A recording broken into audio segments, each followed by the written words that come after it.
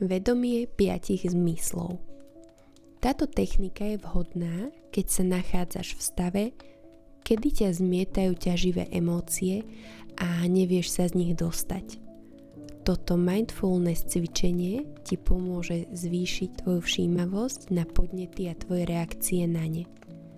Keď si všimneš, že ťa začínajú válcovať emócie, využi túto techniku, aby si sa vrátil späť do tu a teraz. Nechaj oči otvorené a všimni si 5 vecí, ktoré vidíš. Môžeš ich povedať nahlas alebo potichu v hlave.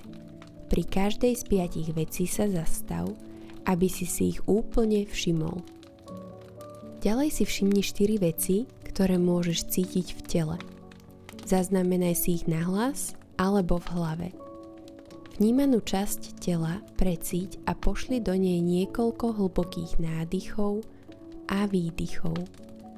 Môže to byť napríklad napätie v bruchu, bolesť hlavy, trpnutie rúk. Ďalej vymenuj 3 veci, ktoré môžeš počuť.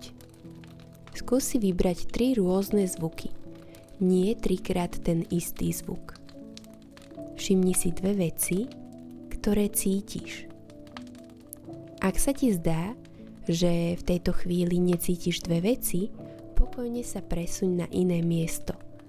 Môže to byť vôňa sviečky, jedla alebo kvetu. Nakoniec nájdi jednu vec, ktorú môžeš ochutnať.